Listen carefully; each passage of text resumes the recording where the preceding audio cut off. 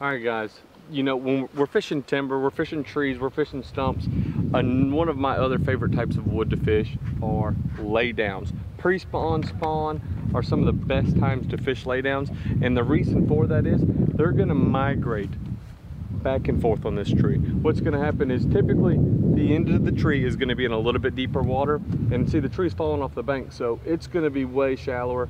That was an alive tree at one time, and it just fell off the bank. And what you're gonna do is those fish, they're gonna start, when they first pull up, they're gonna be on the tips of the tree. They're gonna be over that deep water, really kind of hanging out.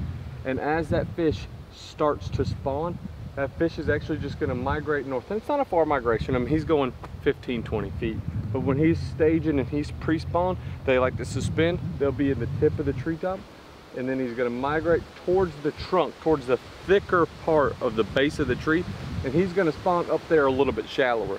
So once that water warms up, that fish is gonna push up towards the trunk of that tree. And that way he's got his back to something. He's not suspended, he's not deep water.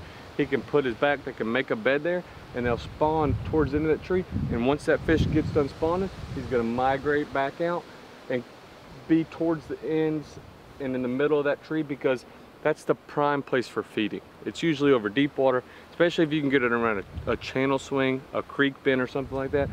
And that's where all the bait's gonna funnel across the front end of that tree, and that fish can feed there. And that's gonna be the most aggressive fish, is gonna be the fish on the ends of those trees.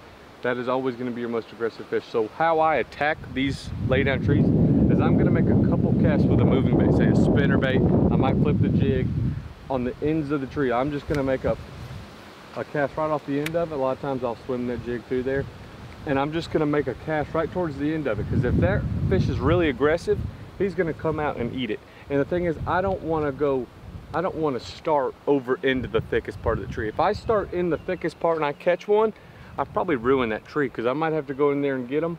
But what I want to do is I want to catch as many fish in that tree as possible. I've caught upwards of 7 to 8 fish out of a single tree like this sometimes.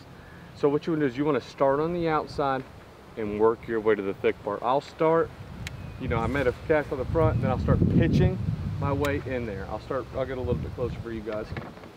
I'll start pitching around these outside corners, then I'll make a pitch to the heart of it, and then I'm going to work my way up the trunk. The trunk is typically going to be my last cast. You know, pick off these little outside limbs, throw a couple casts in there, and don't be afraid. I mean, this is a jig, it's not going to get hung up if you take your time. If you rush that cast out of there and be in a hurry, you're going to get hung. But don't be afraid to get right up there in the thickest part of it, work it through there, and then as it gets later, this is a real nasty one. It's a real burly looking tree. That's one a lot of people pass up sometimes. Don't be afraid to get up in there and get in there nasty with them. I mean, them fish are, listen, they want to protect in the cover. So don't be afraid to get as thick as you can, but start on the outside and work your way in.